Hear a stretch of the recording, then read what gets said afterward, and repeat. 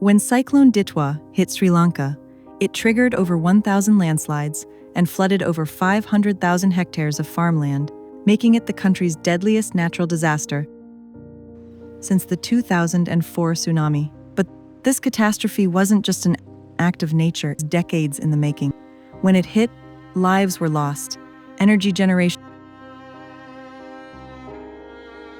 දැන් ඉතින් අපි තේරම අනාථ වෙලා ඉතින් ඉන්නේ. ඉතින් මේ ගෙවල් වල ඉන්න බයයි. බය කියන්නේ කොයි වෙලාවෙ ආයෙ මහ වැස්සක් දැන් ඊයේ වැස්සක් අද වැස්ස. ඉතින් මිනිස්සු හරි බයෙන් ඉන්නේ රැට නිදා ගන්නෙත් නැහැ. I grew up in the hill country in Sri Lanka, right? As a kid, I used to trek up in the mountains. Over time, I could see how the pressure, the population pressure and the economic pressures were creating the conditions for unsustainable land use. Ditwah was not something that happened, as an accident, as a result of a 10-year, 15-year action. It was something that's been in the making for maybe decades, hundreds of years.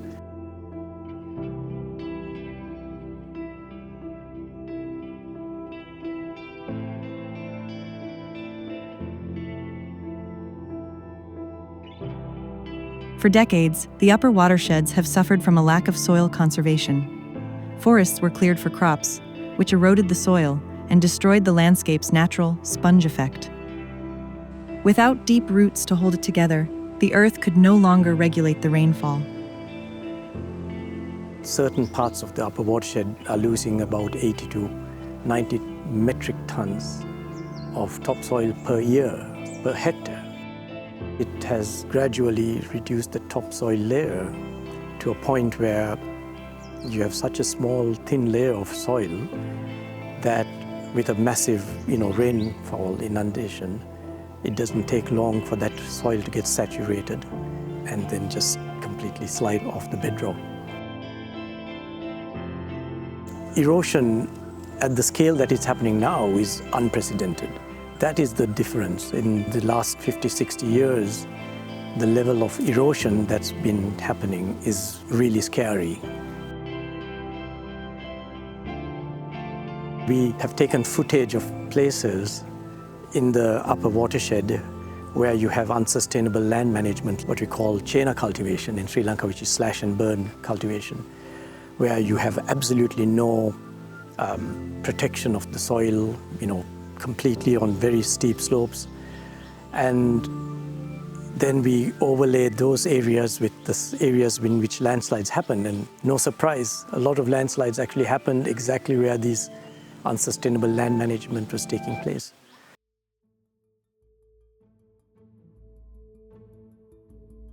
We call it the water tower of Sri Lanka because it's about 14% of the land area, but it captures almost 80% of all the rainfall that ever falls on this country. If that is destroyed, this country has a serious problem of food security, water security, energy security, everything. අපිට හරි තනක් තාම එහෙම කියලා නැහැනේ. එහෙම තාම හරි තනක් කියලා නැහැ. ඉතින් අපි කොහේ යන්නද දැන් අපි ඉඩ කඩන් දෙක තුනක් මෙහෙ දමා ගහලා. අපිට එහෙම යන්නත් බෑනේ මාත්. අපි බොහොම අමාරුවෙන් ණය අරන් ලෝන් ගහලා තමයි පොඩි සාමාන්‍ය ඔය ගයක් හරි හදාගත්තා. Typically, disaster reconstruction focuses entirely on physical capital, rebuilding roads, and power lines. But if we leave the natural capital, the collapsed hillsides, to take care of themselves, we invite the next disaster.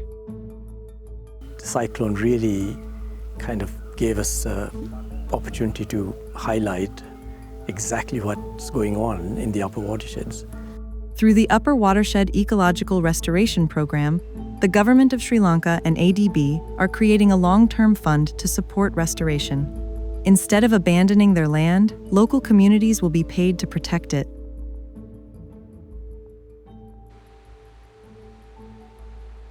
New spices, new high-valued crops, and there's a lot of things that can be done without destroying the soil and the land. So that's also what, it's not just about the protection, but it's also about economic resilience for people. By planting deep-rooted trees and stabilizing slopes, owners can sustainably manage the land and conserve biodiversity. Their work serves the whole nation, especially the tourism sector and hydropower operators. In return, these downstream sectors will financially contribute to the maintenance of the upper watershed's ecosystem services.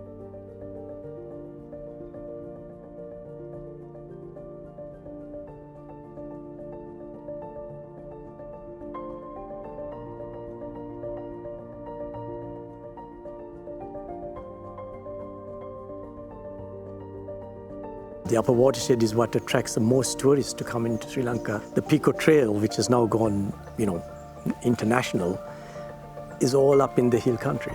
These are types of services that could be really scaled up if you have a good, pristine landscape. The developments that have taken place in the last month or two are really promising about really putting a focus on the upper watersheds, an integrated approach, strict enforcement, but also recognizing the need for incentives to bring a better type of livelihood.